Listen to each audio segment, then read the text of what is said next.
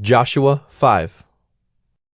As soon as all the kings of the Amorites, who were beyond the Jordan to the west, and all the kings of the Canaanites, who were by the sea, heard that the Lord had dried up the waters of the Jordan for the people of Israel until they had crossed over, their hearts melted, and there was no longer any spirit in them because of the people of Israel. At that time the Lord said to Joshua, "Make flint knives, and circumcise the sons of Israel a second time." So Joshua made flint knives and circumcised the sons of Israel at Gibeath-haaraloth. And this is the reason why Joshua circumcised them. All the males of the people who came out of Egypt, all the men of war, had died in the wilderness on the way after they had come out of Egypt.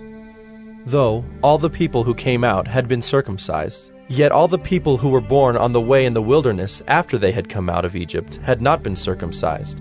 For the people of Israel walked 40 years in the wilderness until all the nation, the men of war who came out of Egypt, perished, because they did not obey the voice of the Lord. The Lord swore to them that he would not let them see the land that the Lord had sworn to their fathers to give to us, a land flowing with milk and honey. So it was their children whom he raised up in their place that Joshua circumcised. For they were uncircumcised because they had not been circumcised on the way. When the circumcising of the whole nation was finished, they remained in their places in the camp until they were healed. And the Lord said to Joshua, "Today I have rolled away the reproach of Egypt from you." And so the name of that place is called Gilgal to this day.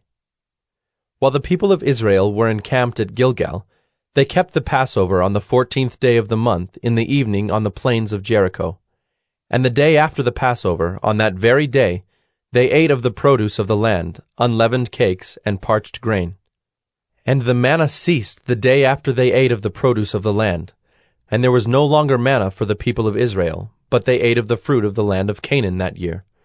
When Joshua was by Jericho, he lifted up his eyes and looked, and behold, a man was standing before him with his drawn sword in his hand. And Joshua went to him and said to him, "Are you for us, or for our adversaries?" And he said, "No, but I am the commander of the army of the Lord. Now I have come." And Joshua fell on his face to the earth and worshipped, and said to him, "What does my Lord say to his servant?" And the commander of the Lord's army said to Joshua, "Take off your sandals from your feet, for the place where you are standing is holy." And Joshua did so.